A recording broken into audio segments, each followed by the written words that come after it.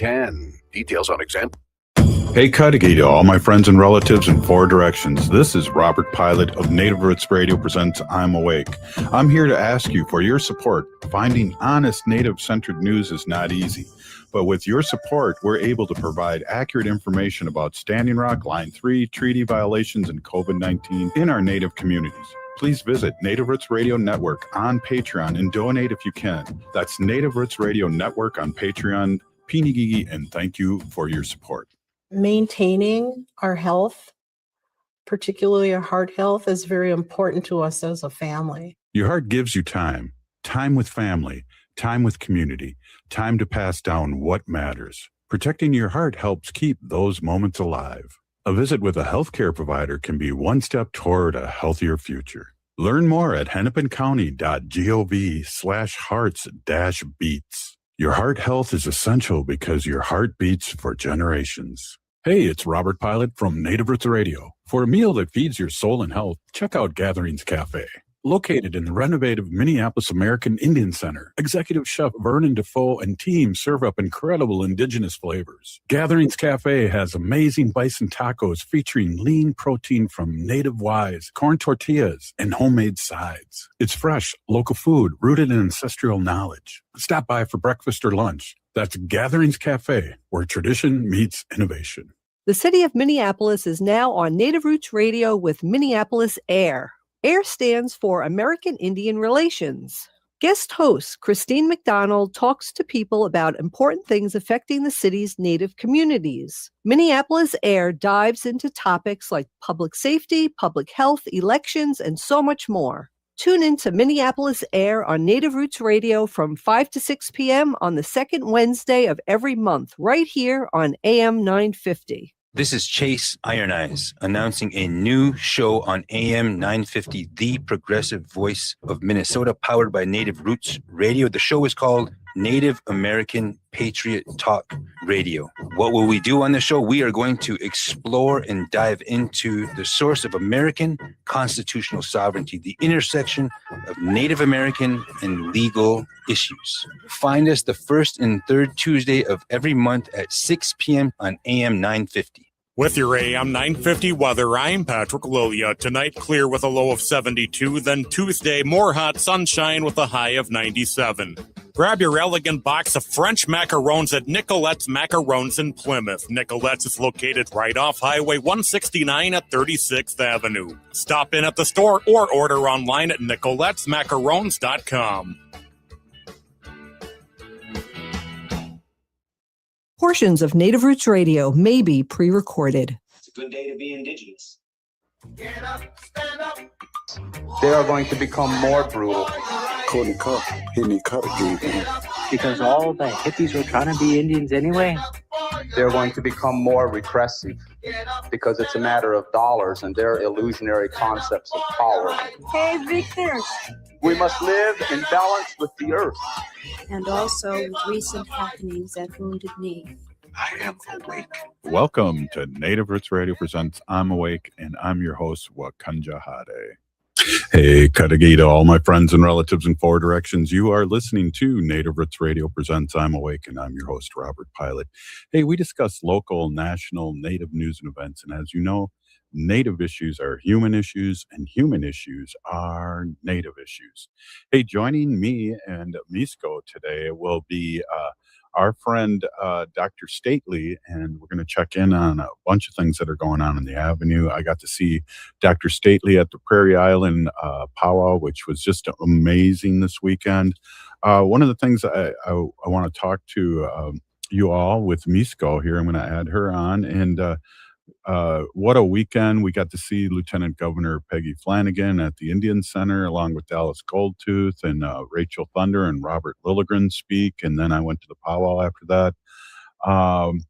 It was just a lot of fun. But first, before we get too much into it, I want to give a quick shout out to Tiergan. I don't know if you were able to meet Tiergan, but she's like, her and her daughter are like one of the first listeners, and it's just great to see her in community. I don't know if you were able to meet her, Misko, but I should have introduced you. But she was there at the rally for the Lieutenant Governor, and was really excited to see a lot of people in community, but also, our first listener, Tiergan Musico. I love that, and I love that, she supports us and continues to support Native Roots Radio, even 10 years out of the beginning. Yeah, definitely. Hey, one of the things too, I want to just switch gears, and then we can talk a little bit. We're going to have some clips in the final segment of the show that happened at the Peggy Flanagan rally. There's a couple things I want to bring up. One of them is it is so hot here in the Twin Cities. Please, please, please check on your relatives. I went out for my normal morning walk, and it was brutal. And I know you went out for a run today too, Misko, and you're still with us, which is good. Oh, indeed. Yeah, I'm training for a relay race coming up, and that's also why I didn't go to the powwow this weekend, unfortunately, but it looks like it was so much fun. Hopefully everyone is drinking water and is safe, but just a few minutes out there and you're already sweating.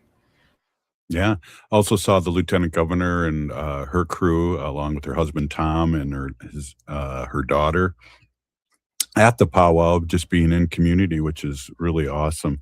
Everyone hydrate. I think what I really appreciate, and also too, I want to mention this, Misko, and I think you just realized this or looked this up too, is that there's going to be a big rally with Bernie Sanders Monday, and it's going to be kind of right in the middle of not in the middle, but right when our show starts, they'll be ending. So I don't know if we'll send out a reporter or if we'll do the show live at I think it's First Avenue, isn't it? Yeah, looking on the website, it says RSVP today to say you'll be seeing Bernie in the Progressive Movement Monday in Minneapolis on July 20th. That's 3:30 p.m. Monday, July 20th. At 5 p.m. speaking program starts, and it's First Avenue, 701 North First Avenue, Minneapolis, Minnesota. The iconic First Avenue where Prince and many people have played over the years. And I know Prince in his early days really played a lot at First Avenue. And then he had his own club called Glam Slam. And I know it's funny, Bob Blake from Red Lake was a bouncer and a bodyguard for Prince. So that's very cool and a good connection there. What do you take? Was it cool? Was that the first time you met Dallas Goldtooth, the famous Reservation Dogs, but he's been in many other things too, and originally the 1491ers. And if you don't know the 1491ers, look them up on YouTube. They were young people just doing videos that were hilarious and still hold up to this day. Yeah, I think I was showing my partner who Dallas Goldtooth was, and I pulled up one of the way old YouTube videos from back then. And so, yeah, this was my first time meeting Dallas Goldtooth. It was actually my first time going to a rally like that, and it was also my grandma's first time going to a rally like that. And so I thought it was really informative. It was beautiful. The speakers were amazing. So Rachel Dion Thunder, she's an amazing speaker, and she really touched my heart. And she always touches my heart whenever she speaks, because I know it's coming from her heart. Dallas, he came on with a little humor, and then he, got straight into what he came there to do. And then, as always, Peggy in community, she stands for the people, and I really respect her, and I'm grateful that, I went out there and I brought my grandma out there, and I seen so many people. Yeah, and don't forget Robert Lilligren, who's a regular here on Thursday, introduced all of them, and he tripped a little bit, but that was good because everybody else was careful on those stairs after that. Yeah. Oh my goodness. How could I forget? I love when Robert speaks. He's just speaks really well, and I don't know, super down to earth. And I appreciate, again, all those speakers who came. And I can't wait for everyone to hear Dallas's clip at the end of the show. So stay tuned for that later on after Dr. Stately. Yeah, I just to give a little warm up to that, it really hit me too, because I know Dallas not only from the 1491ers, but he was local and he was good friends with Bobby Wilson, who was a student of mine at Harding, and he was a 1491er. And one of the things we're going to probably have Dallas on tomorrow too. And I forgot to mention that Dallas Goldtooth was just going to stop by tomorrow. I got all my updates from Dallas Goldtooth when Standing Rock was happening, Misko. He was on what we called at Standing Rock the Dakota Access Pipeline fiasco that we were all protesting, and the reason why Native Roots Radio started the same year as the Dakota Access Pipeline at Standing Rock. He would go up what we called Facebook Mountain, and it was a hill where the only place in the whole area that you could get internet. Because as we found later, after the Dakota Access Pipeline, no DAPL, that the police and the federal agents were blocking the internet signal, so no one could get internet out of there, and or any messages or anything out there, except for little places like Facebook Hill. And Dallas gave us a daily update, Misko, of what was going on that day. And I don't know if you remember, but we took students to Standing Rock one weekend when it first started, and there was only like 1,000 people out there at the time, and it was amazing. Dallas was there and talked to the students, but he was where just a week before we went, that's when the dogs attacked the peaceful protesters and drew blood, and it was really a big fiasco, and we wanted to make sure it wasn't still dangerous to go out there. So it was great to have Dallas give us those daily updates on Facebook Hill. I think I said Facebook Mountain, but it was Facebook Hill. Yeah, I mean, as you always taught me, and I've seen over the years that it's extremely important for Native people to use their voices on social media. I'm so grateful that we're on air. We have someone from Austria listening, and so that's something that the government does, or that what they do is they suppress the voices of people, fighting back against these large corporations. And so I'm glad that there is Facebook Hill, but it really sucks that, that's a tactic that they use against our people and our voices. Yeah, ditto on that. Good ups on that. Hey, this is Native Roots Radio, and up next we're going to have our friend Dr. Stately with us. And I got to see Dr. Stately at the powwow. So him and his significant other were there and hanging out. And you know how you run into people? It's like, okay, I ran into him once. Oh, no, now I'm running into him again. Okay, 20 minutes later, I'm running into him again. So I ran into him many times, but it's going to be great to catch up with him here on Native Roots Radio. Hey, Misko, thank you very much. We'll have more to talk about later on in the show, and we will have that update with Dallas Goldtooth at the very end. Thank you for all you do. And hey, this is Native Roots Radio, and we'll be right back. The city of Minneapolis is now on Native Roots Radio with Minneapolis AIR. AIR stands for American Indian Relations.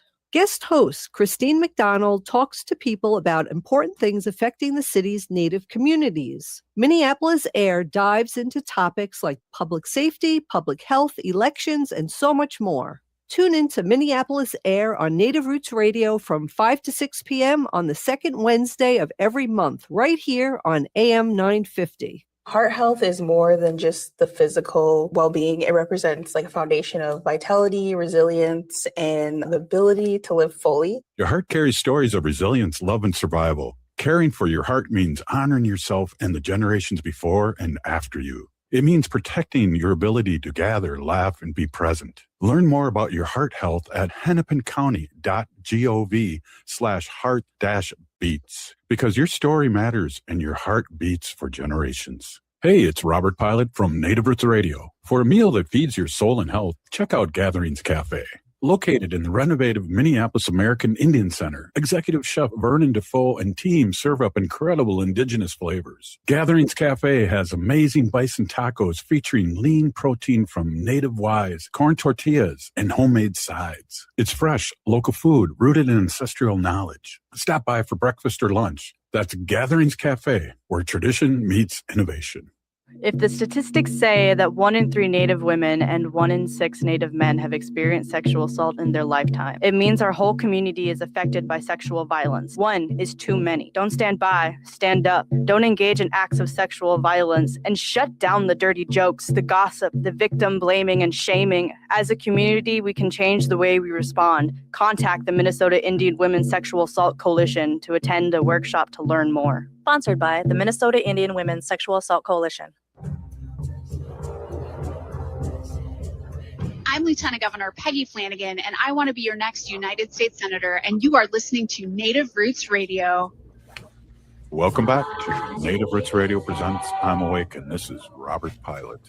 Hey, welcome back, everyone. This is Robert Pilot, and we are with our friend Dr. Stately from the CEO of Native American Community Clinic. I almost did the other one. Whoops. Dr. Stately, I was just talking to Misko in the first part of the show, and I was telling her, it's funny when you run into somebody at a powwow or something, and then you see him about 10 more times. It's like, that's what you and I ran into each other about 10 times. We're on the same sacred trail of powwowing. Hey, welcome.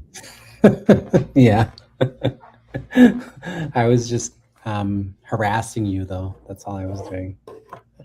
Yeah. Well, it's really interesting. If you weren't going to jump on, we're going to talk a little bit about Misko putting out there a map of where you can pick up the Circle magazine. And I always like to think of you as being a young warrior doing the Circle magazine in 1980. So it's your legacy is well known, and I like to talk about that. And I hope I'm making you proud moving this forward. Oh, thank you. Yeah, that's really generous of you. I was young. I was 18, something like that. My second year of college at McAllister, so I was 18, going on 19 when I ended up being the designated editor, acting editor of the Circle newspaper back in the early 80s. But it was a wonderful experience. It was interesting. I think I told you this story, but during that same time when I was working as the editor of the Circle newspaper, my mother was on the board of directors of the Indian Center. And, there was some challenges here with that I had with, I forget what her name was. I think her name was Elizabeth, the ED at the time. So we went back and forth. And we had discussions, sometimes not so great discussions, but discussions about, my role as the editor of the Circle newspaper. It was under the sort of the direction of the Indian Center at the time. And as the director, she had some feelings about my mother being on the board of directors. I think my mother was either the president or the vice president at that time. And we kept going back and forth on this. And I said, well, in journalism and media, we really think of those things as being independent of any one specific organization. So I think of the Circle as being the informer and the responsibility being to community, not the Indian Center, even though you're sort of the people responsible for it. So we had lots of conversations around that. I had learned that actually in my journalism classes at McAllister at the time. So I'm grateful for the education. But also, my mom came to me one day. I remember she said, hey, I want you to, she said, I think it would be really great for you in a volunteer capacity to be the campaign co-chair of Karen Clark's campaign. She's running for state representative for our district, and we have one of the largest Native populations in this district here in Minneapolis. And she said, and she's going to really need the Native vote to help swing that election for her. And I was like, I have no idea how to be a campaign manager. Like, what do you, she goes, just do what you do now. She just write articles and talk to people and, host events, and so I was like, I was 18 years old, for God's sake, and I had no idea. And I said okay, because she asked me to do it, and I felt compelled to do it. And I was just remembering all that in the last couple of weeks because Karen had passed away recently, right? And I remember when I saw the news that she had passed away, I was so heartbroken and so devastated at her loss, because I was like, and every time she'd see me, she'd be like, I was elected because this young man was involved in my campaign. I was like, so such an honor to just even be connected to her and the work that she has done over the decades of her life, just to have one small piece of something that was connected to her. She was a really beautiful human being, beautiful spirit. I know she's going to be working on the other side to help us, along with all those other ancestors that have gone before us. So, but good one. I really am sad that she's gone. Could you let our audience know, we have a lot of people listening all over Turtle Island, who Karen was, and her amazing bio. She was there for GLBT people, and first openly gay person elected. Yeah, I think that was a big reason why I decided to be involved in her campaign, because I was just this 18-year-old kid from the south side of Minneapolis, my second year of college. I had this big responsibility with the newspaper.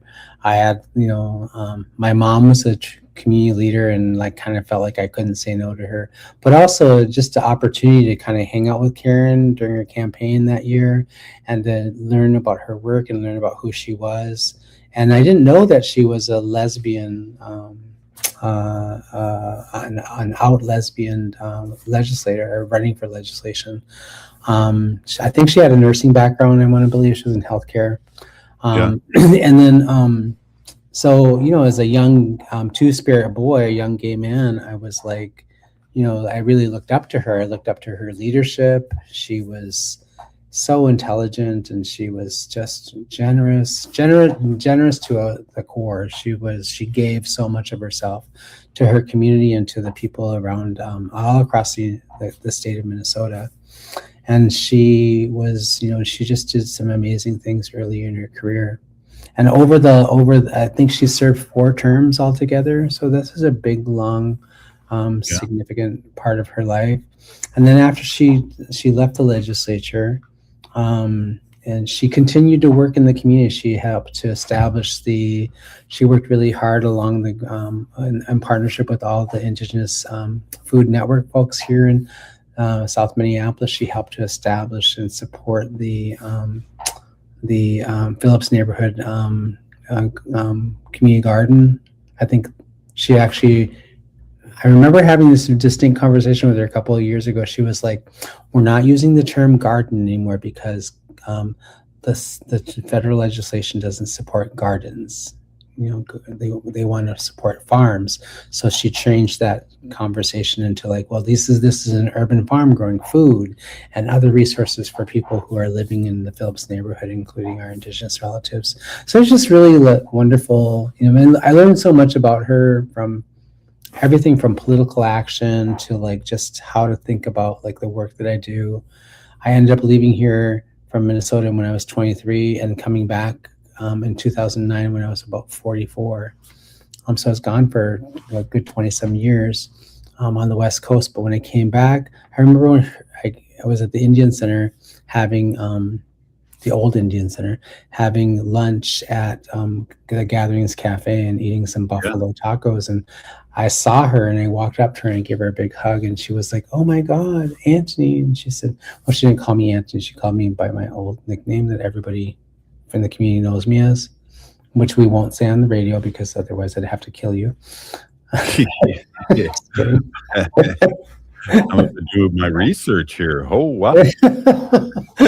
But no, she said, and she gave me a big hug and she was like, welcome home. And I told her I'm a dad now, and I have a partner and we have a family, and that had always been a part of my dream so many, many years ago. I had no idea how I would do that as a gay man. So we had a really beautiful conversation, and she was always interested in my personal life and my own personal sort of development, as well as my professional and sort of my my interest in politics, right?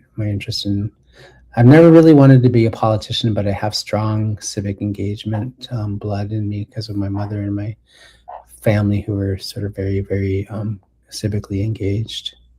So, Well, I was amazed when she passed away, Dr. Stately, that me too. all the people that she still was in the community. I saw pictures of her just recently supporting a lot of Native causes and community causes.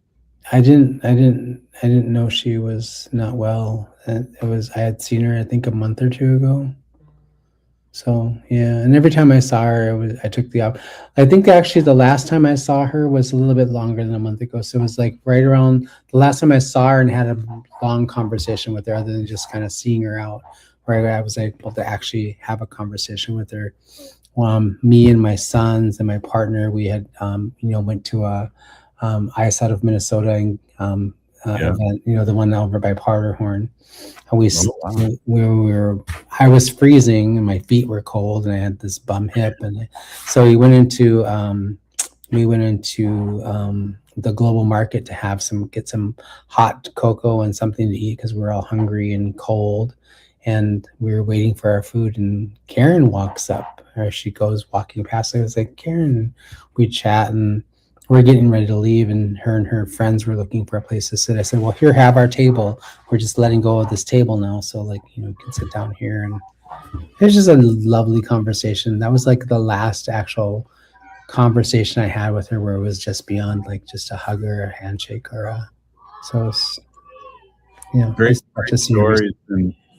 Great stories, and I'm so glad that you mentioned that she'll be looking over us with a lot of our relatives. I truly believe that. Good way to put that.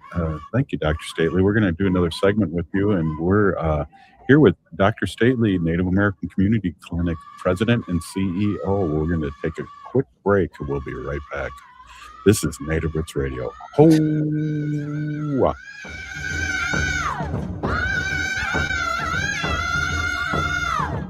Culture prevents so many negative things from happening to us as individuals and as communities. Strong roots begin with a healthy heart.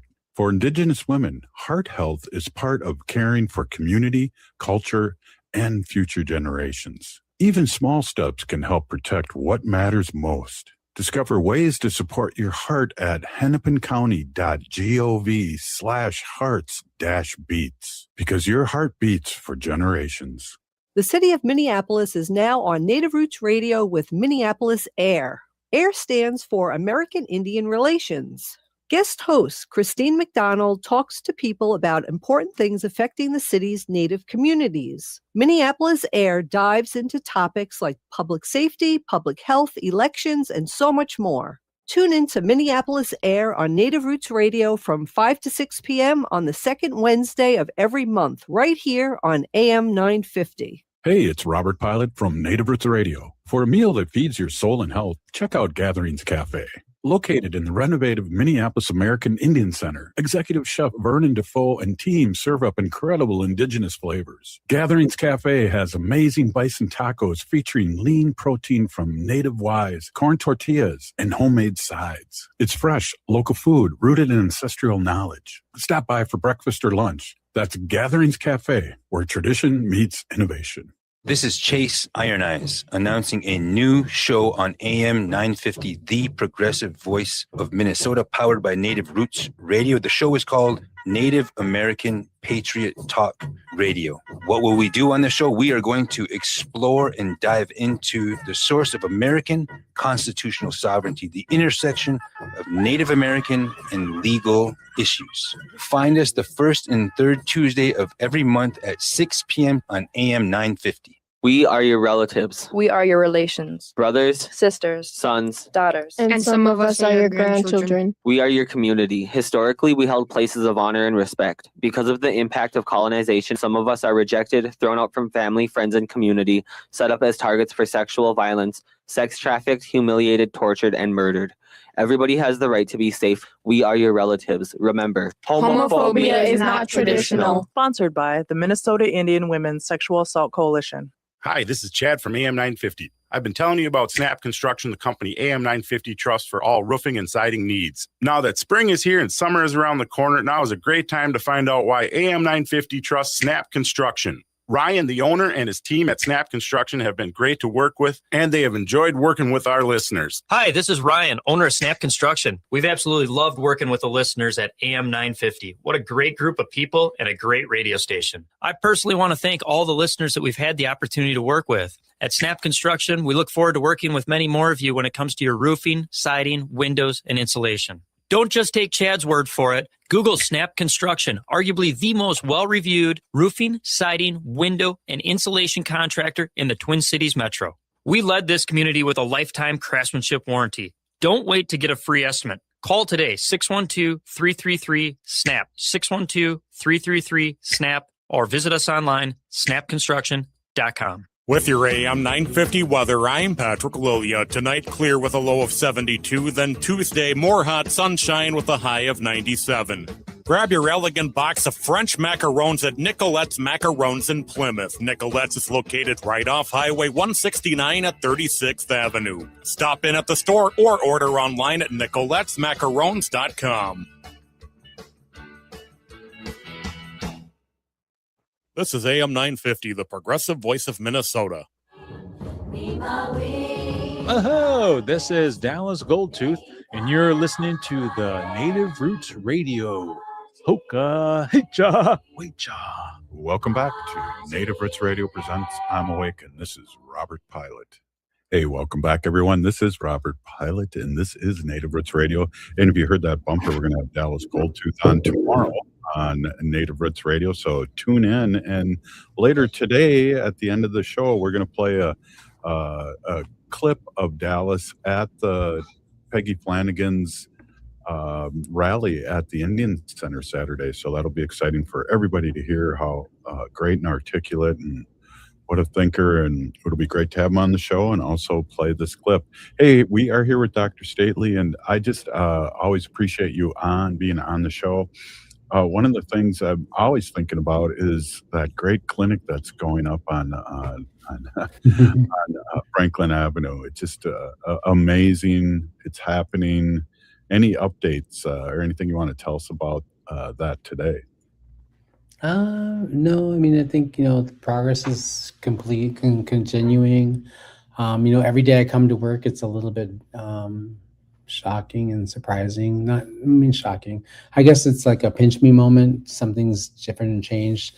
I had noticed today when I was walking into my office, which is in the research office at Cedar Research Center upstairs above Maria's Cafe. And so when I was walked in this morning, I could see all of the external art that's going up. I noticed that there's new art on the outside of the walls today.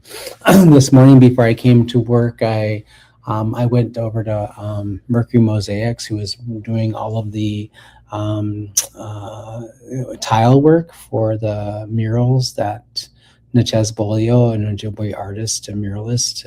She's doing a lot of work here in the Twin Cities and across the state of Minnesota recently. And she did all of the all of the entryways into the major parts of the clinic, the medical clinic, the behavioral health clinic, dental, and then I think also our MAT clinic, which is our dosing clinic where we provide Suboxone to folks. Each one of those major clinic sort of entry points is going to have these beautiful medicine murals that were sort of, that aren't painted on the walls, but they're actually, hand cut, hand crafted and glazed tiles that were done by local tile makers in Northeast Minneapolis. And I went there to look at the two medicines. There's one interpretation of the life cycle of the blueberry, which is has specific significant medicinal properties for us as Ojibwe people and Dakota people. And then the other one is the life cycle of the dogwood and the dogwood medicine and what we use for that. And those things are going to be hanging, putting on the walls on the outside of the building of the entryways into those clinics. And they were just, oh my God, stunning. I mean, I saw the drawings and I saw pictures of it and stuff like that, but to be in the actual tile place where and have it laid out, they have it laid out and ready to sort of like put onto a pallet and, you know, ready to install in about a week or two. And I was like, oh my God. And I got to touch them, and the the level of the detail that they put into it is just, you know, I was like tearing up talking to the owner of the building, the owner of the business, because it's a small women-owned and operated sort of led organization, for-profit organization. But and you know, there are some, like the dogwood mural has like a bee in it, like a bumblebee, you know, like a, you know, because they're pollinators, and the little legs on the bee were carved out in like little pieces. It was just like, I looked at her and I said, this is what love looks like when you put your heart and your soul into something. So I was just like, I would think I was emotionally moved, because I was like, you know, I've been like thinking a lot about this. I went to a community meeting last Wednesday evening at Sanford Middle School, which is actually where my first school in public school here in Minneapolis, after I came home from being in boarding school. So that was my first school. Walked in there, I was like, I haven't been here for 50 years. And it didn't look different either. It looked the same as when I was. And I walked in, and it was a community listening session about the Anishinaabe Academy School, the new design for that, which, you know, I was asked to come to that meeting to talk about, you know, to give community voice back to sort of the project, because Sam Wilbuckson is the main designer of that specific initiative too for Minneapolis Public Schools and the American Indian education system. And he designed our building. So I was there, and I was one of the last people to talk, and this ignoramus of a white guy was, you know, saying these things that were just like, oh, you know, all the reasons why he was against the project. And at the end of his comments, he said, you know, and the worst thing about this project is it's a legacy project for you. And assuming he's talking to Sam Wilbuckson, who was on the panel. And I was insulted and protective of him. And I got up and I spoke, and I said, you know, I talked about all the reasons why this project makes sense. You know, we have well over 7 or 8 decades of disinvestment in our Native community here in Minneapolis, and then we see the remnants of that every single day. If you drive anywhere around the city, and you're gonna see, like, you know, poor health conditions, people living on the street, unsheltered, all kinds of challenges. So I said, this is like, you know, if I had a public school program that focused on on language and culture and indigenous pedagogy and a few other things, I might have had a different sort of kind of experience as a child growing up. So would have my children. And I said, this is an opportunity. And I said, and shame on you for saying this is a legacy project for Sam. This is actually a legacy project for the city of Minneapolis. This is well overdue and long overdue. And this just shows your colonized frame of thinking, that you think of that an individual. This is a legacy for an individual. This is a legacy for all of us. Good for you. So I was pissed. And I handed him his ass. Well, I think you can say that. I'm not sure. But we got to crack up. It's an actual term, isn't it, for a part of maybe buttocks. I handed him his buttocks. There you go. Well, I'm glad you spoke up, because you know, knowing Sam and the projects he's done, and he seems like a really nice soul. I mean, very humble dude. What a weird thing to say. It's really like obnoxious. And he doesn't know. I mean, that person obviously didn't know anything about who he is or the work he's doing. You know, Sam is like chair of like 3 organizations for their boards. He does so much. He gives of himself so generously.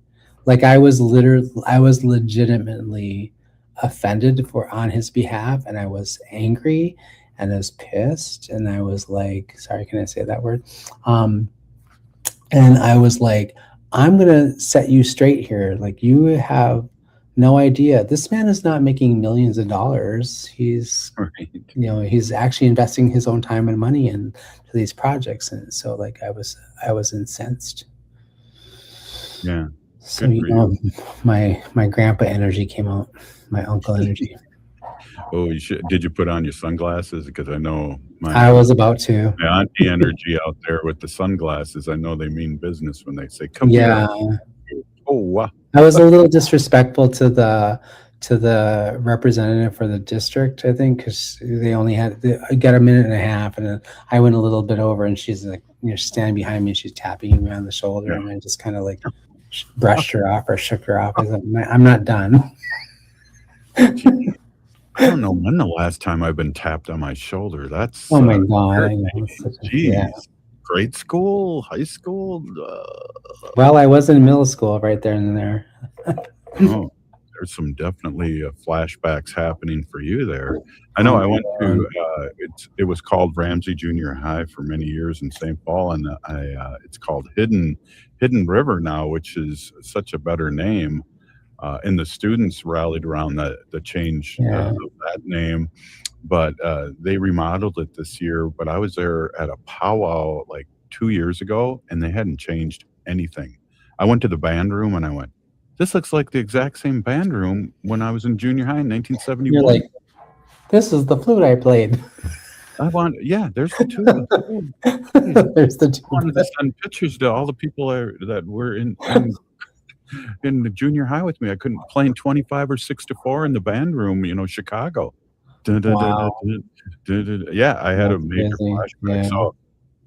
So we got a couple minutes here, Dr. Stately, and I always want to remind myself that Wendy always used to say when she was on every day, and we've worked on that during marriage therapy, that she doesn't have to be on every day, but she always said, ask Dr. Stately what he wants to talk about. So I want to give you the floor here for 2 minutes here, and speak your truth, and then without swearing.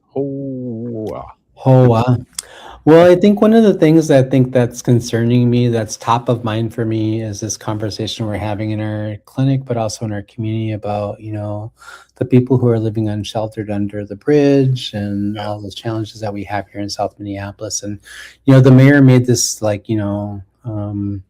statement, this public statement last week or the week before, I think it was, public statement about, that this new initiative or this new way of sort of approaching this problem isn't about criminalizing people who are drug users, but holding them accountable. If they don't want to get treatment, then we're going to respond in a different way. And I was just like and I have some relatives in the community who sort of also were part of that process and that decision making, which I think was for me a little bit shocking and surprising that the way it looked and appeared was like, everybody in the city of South Minneapolis and all the Native people in South Minneapolis and the leaders of organizations are aligned in this thought process. And I think there's a middle ground somewhere. I think there's a middle ground between that and the solution that he has and the harm reduction. I've had people take me to task about harm reduction. And I think, there's ways to show up as good relatives, and there's also ways to engage people who are living unsheltered, our relatives who are living under bridges and in tents, and who are living right now in incredible heat, 96 degrees, 99 degrees.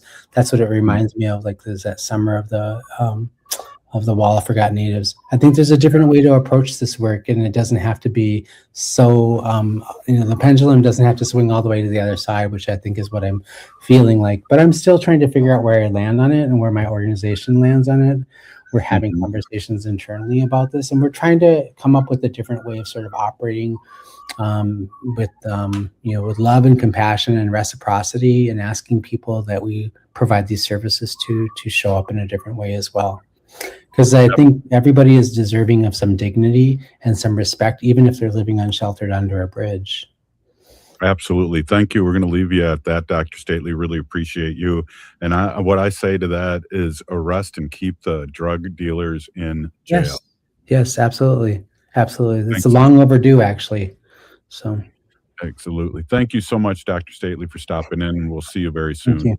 Take care. Hey, we'll be right back. Native Roots Radio. Hoa.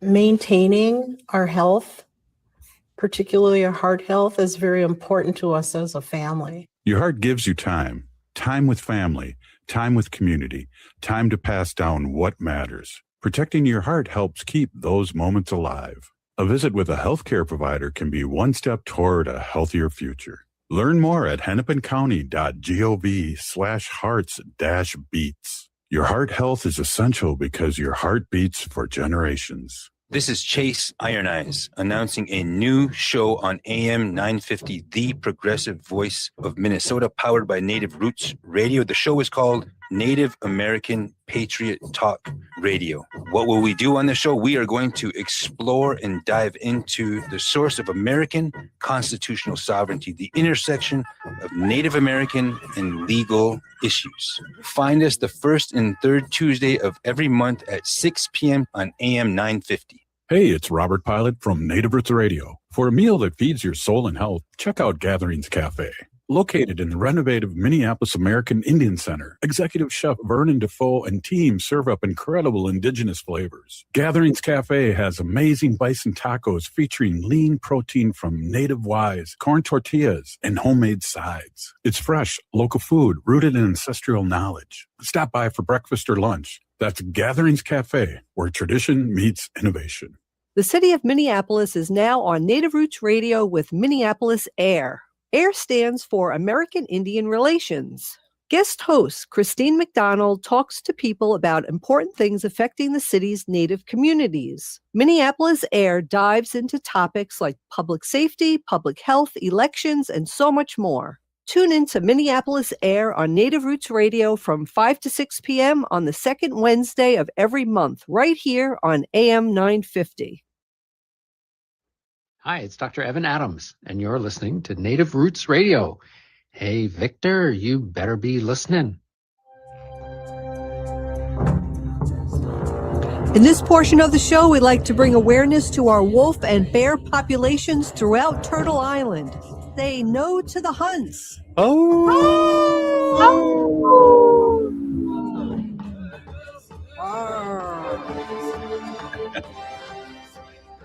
I always still laugh at the rar.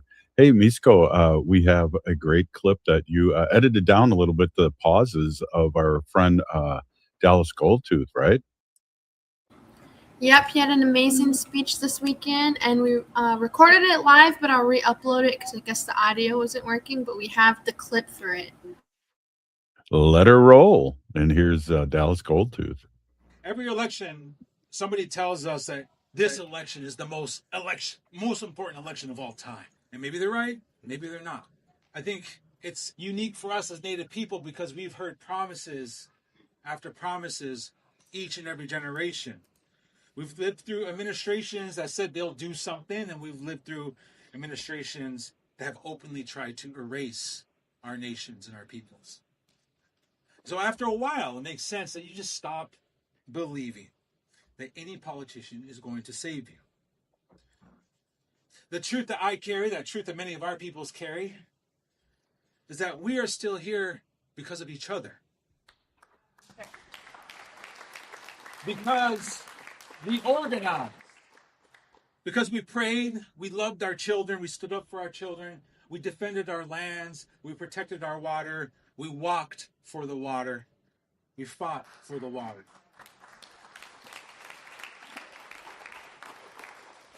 We refused to give in to the idea that we should not be here.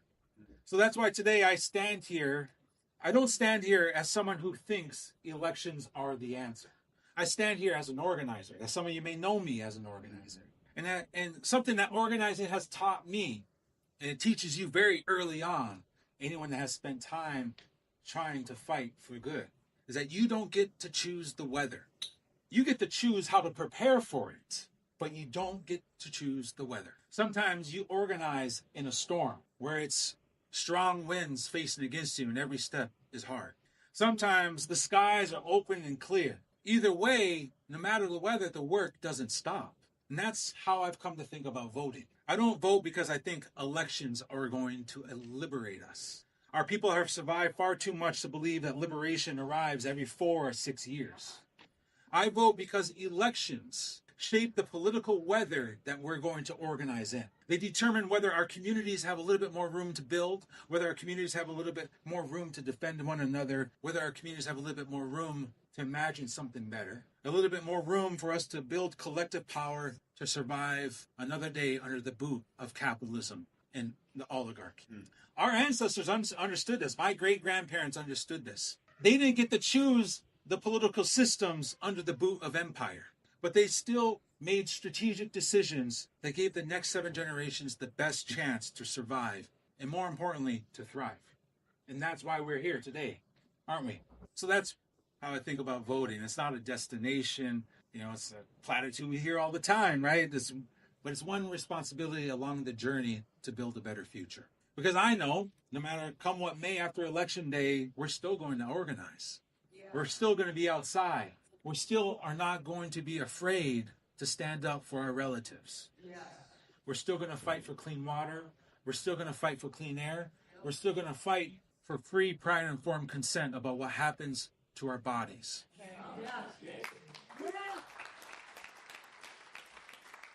So the work continues. But every once in a while, history gives us an opportunity to improve the conditions in which that work happens. And I believe this is one of those moments. Whether it's the most important moment, we don't know. But it is an important moment. This election gives us the opportunity to remind Minnesota, and maybe even this country, that amongst our ranks, amongst our peoples, there are extraordinary leaders. There are leaders who are thoughtful, leaders who are capable, leaders whose vision has never been limited to Native people alone, but to everyone overall. Because many of our teachings begin with that basic idea that treat everyone like a relative. Whether you're Anishinaabe, Dakota, Ho-Chunk, whether your ancestors came from Sweden, I like to believe we have the same idea that you treat everybody like a relative. And above all else, give all people, no matter their walk of life, the dignity they deserve. No matter where they were born, or how they choose to live, or who they decide to marry, or if they even have a different political view than them, grant them the dignity that they deserve. And that's why I'm proud to support Peggy Flanagan.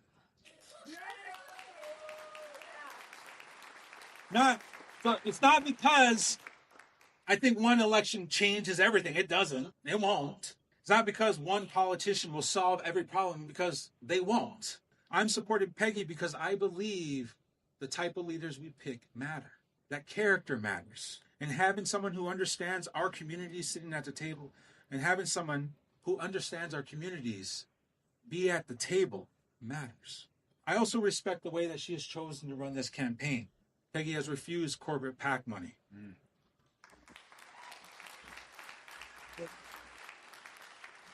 Well, think about that for a second. In a political system where so much feels like it's for sale, she's decided her campaign is going to be accountable to not the dollar bill, but to the people. Not corporations, but us. She's built this campaign, and she's building a campaign that's old-fashioned. Neighbor by neighbor, community by community, conversation by conversation, volunteer by volunteer, organizer by organizer, a grassroots campaign. That's straight proud to see. I'm straight happy to see that. Meanwhile, millions of dollars have been spent trying to stop her. And that should tell us something, right? We're all reading the tea leaves here, right? What I see in the tea leaves is that this race matters. It tells us that powerful interests are paying attention, and they're on alert, and they're scared. And though we're focusing on the primary, and we're not getting folks to come out and vote, we're not losing sight of what comes next. Because when Peggy becomes the Democratic nominee to be the next United States Senator of Minnesota, when that happens, we know even more outside money is going to flood into this state. Even more attack ads. Even more attempts to convince people that our voices matter less than somebody's check. The money can buy a lot of things. It can buy television ads, and consultants, and mailers, and all that stuff, but it can't buy community. It can't buy the trust that Peggy has built with us. and those that we love. Most of our lives, most of my life, adult life especially, has been dedicated to fighting against something. Fighting against pipelines, fighting against corporations, fighting against a whole range of attempts to minimize the quality of my people's lives and the quality of other people's lives. And though those fights aren't over, here's an opportunity that comes along every once in a while for us to fight for something, to fight for leadership, to fight for possibility, to fight for the next generation. And so that's why I'm in this fight for Peggy.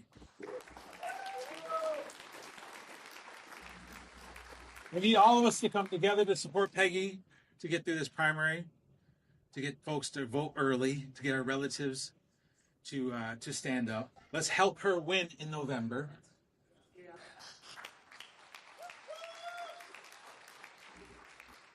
And then, of course, the next day we get back to organizing. To protect the next 7 generations of life, whether that's the winged, the crawlers, the four-leggeds, the swimmers, or us humble two-leggeds. Because that's where our power comes from, and that's where it has always come from the land, and from all of our relations. So thank you very much. I encourage us to continue to build with each other, to break down barriers, to find the humanity in all of us, and to support Peggy in the endeavor to uplift our voices in that journey. Every election. Hey, this is Native Roots Radio. We'll see you tomorrow.